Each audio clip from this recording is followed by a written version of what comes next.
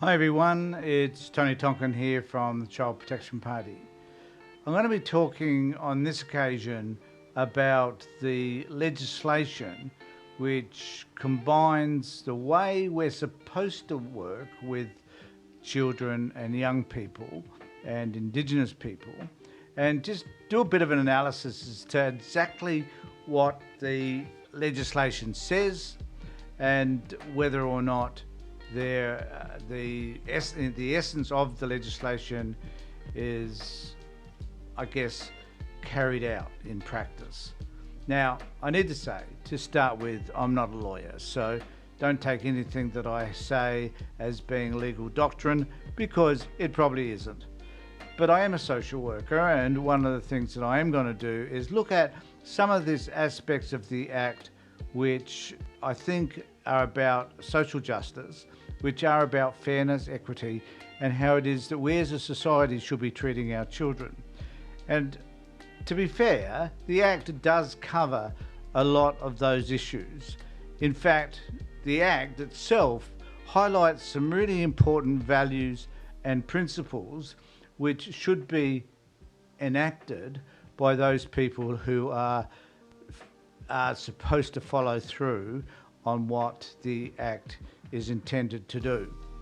And so there are a set of values and principles that are outlined in this Act which clearly, in my view, a social worker, not a lawyer, are not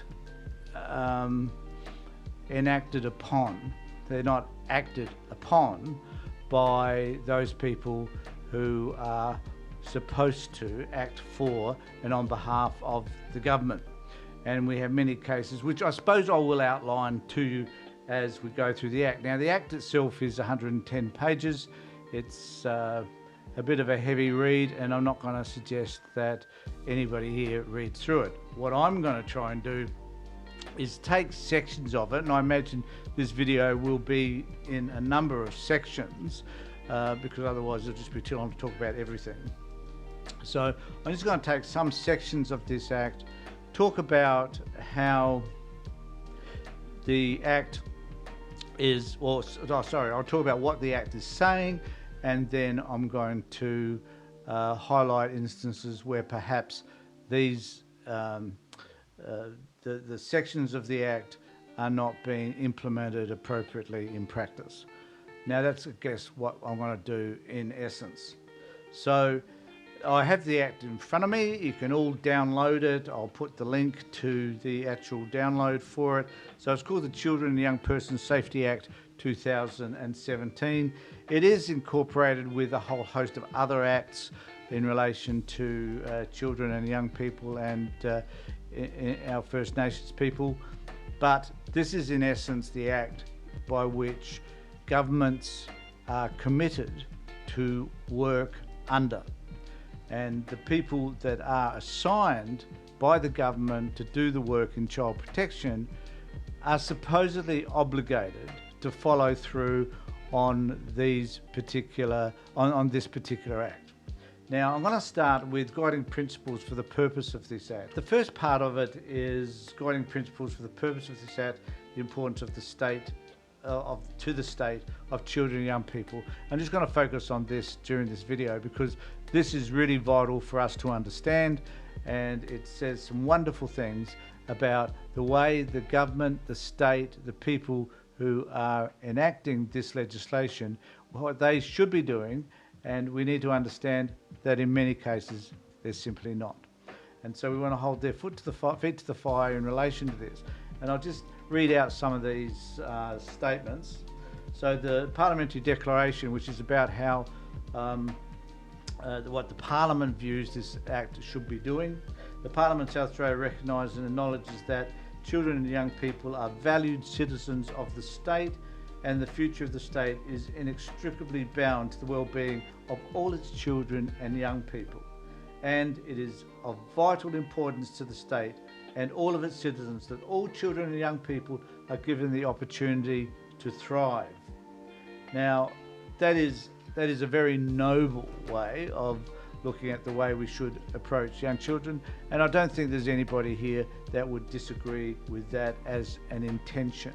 So this is the intention, and this is the parliamentary declaration in relation to the Act. So it's setting the ground rules.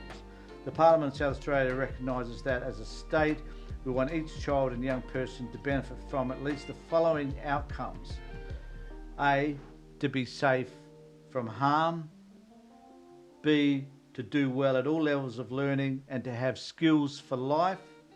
C, to enjoy a healthy lifestyle. And D, to be active citizens who have a voice and influence. And I don't think there's anybody here that would necessarily disagree with any of those either, that we want kids to be safe, we want them to learn, we want them to have life skills, and we want them to have a healthy lifestyle. We want them to be happy, we want them to be well, and that they need to have a voice and they need to influence the decisions that concern them. Everybody, I think, would agree with that. And the Parliament of South Australia accordingly commits to promoting, I should say, and the Parliament of South Australia accordingly commits to promoting these outcomes. Point 3, the Parliament of South Australia acknowledges that outcomes for Aboriginal and Torres Strait Islander children and young people in care have historically been poor, and that it is unacceptable for outcomes for those children and young people to be any different to those for children and young people in care generally. So what they're saying there is that the expectation is that children in care will have the same outcomes as other children who are cared for by biological parents. Now, we know that that's not true. We know that the outcomes for kids in care is 3, 4, 5 times worse than it is for kids that remain with their biological families. So that particular, I mean, it's a wonderful thing to be able to say, but we know that, and they acknowledge here in this statement that those outcomes are poor, and that it is unacceptable for outcomes for those children and young people to be any different. So it is important that the outcomes for kids in care is the same as other kids in other care situations. It is the intention of the Parliament of South Australia that the performance of functions in the administration and operation of this Act be done in collaboration with and with the cooperation of children and young people and their families, rather than simply being done to or for them. Now, this is an important acknowledgement, I think, that the reality is that people, adults, those people who are social workers, psychologists and child protection workers in general, choose to make decisions without necessarily consulting children, certainly without consulting families, and the extended family in particular are rarely consulted. Yet the intention of this Act is that the administration operations are to be done in collaboration with all of those people, but that is not taking shape, that is for sure. So, I mean, that's one of many areas that we could critique in relation to what happens in reality versus what is the principles of this particular Act. Duty to safeguard and promote the welfare of children and young people. The Parliament of South Australia recognises that it is the duty of every person in the state to safeguard and promote the outcomes set out in section 4.2, which is the one around harm, levels of learning skills, healthy lifestyle, and having a voice and influence. The provision of this Act and compliance with its provisions form only a small part of the way in which the state, the agencies of the state, the Commonwealth and every citizen of the state discharge the duty. So it is important for people to comply with the provisions of this Act and the principles that I've just outlined. But we know, in fact, that that does not happen. That does not happen. And so people ignore or don't understand what the Act itself is proposing. And yet we wind up with this dysfunctional system. Can you imagine for a moment if we had a system that actually literally complied with what I've already read at this point, how different our system would be, markedly. It talks a little bit about interaction with other acts, won't go into that. So it talks about safety of children and young people are paramount. The paramount consideration, administration, operation and enforcement of this Act must always be to ensure that children and young people are protected from harm. None of us would disagree with that. Other needs of children and young people, this is Part 2, Section 8. In addition to the paramount consideration set out in Section 7, which is the safety of children, and without derogating from that section, the following needs of children and young people are also to be considered in the administration, operation and enforcement of this Act. The need to be heard and have their voices considered. B, the need for love and attachment, the need for self-esteem, and the need to achieve their full potential. There are 4 integral parts of this Act which, in my view, and many people that have contact with us will say are not adhered to. So the need to be heard and have their views considered rarely happens within the child protection system from our experience. There are some people I know who do have that opportunity to have a voice, but very rarely does the department go out of its way to hear and listen to what young people have to say. There are many young people who simply want to be returned home. And of course, they're not heard either. And there are children that are self-harming while in care and aren't attended to, their needs are not met. And so this takes us to that, to be safe from harm, and includes self-harm, which is under Part 1, Section 2A. That is important that we acknowledge that that doesn't take place within the child protection system, because so many kids are either suicidal, are self-harming, or have mental well-being issues that just do not get addressed. The other one was need for love and attachment. The only true love that a child will ever receive in an unconditional manner, I guess, comes from biological parents. So when you take a child away from their biological parent, that love diminishes. You can't expect that love to be necessary in foster parents, and you certainly can't expect it to be there in relation to residential care facilities, because foster parents aren't committed to have to love a child. They're there to care for that child, and the attachment that they have with that foster parent may become significant later on. But also we must remember, in residential care facilities, the attachment that a child has with workers is rare, because workers, there are so many of them and they do come and go. The need for self-esteem, without those first two, that is having their views heard and the love and attachment, without those elements, it's unlikely that the self-esteem is going to be significant. And it's also, if a child has been traumatised, clearly it's unlikely that they'll be feeling all that comfortable about who they are.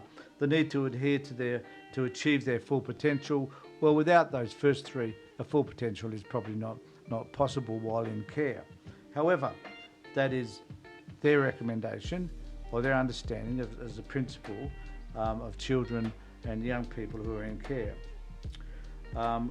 Well-being and early intervention, without limiting a provision of this or any other act or law.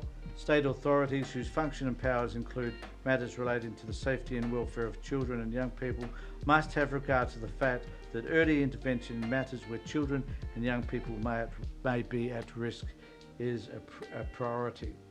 If a child or young person is able to form their own views on a matter concerning their care, the child or young person should be given opportunity to express those views freely, and those views are to be given due weight in the operation of this Act in accordance with the developmental capacity of the child or young person and the circumstances. Now that's pretty broad, because a baby clearly can't make those decisions. A 5 or 6 or 7-year-old may not be able to make those decisions, but some of those kids are articulate enough to be able to talk about their experiences. And certainly when a child reaches 10, 11 or 12, they are in a better position to be able to talk about and participate in this process. So it talks about development capacity, or other people decide that in relation to a child, and their circumstances. So a lot of that would be about the degree to which they've experienced trauma while with their parents as well.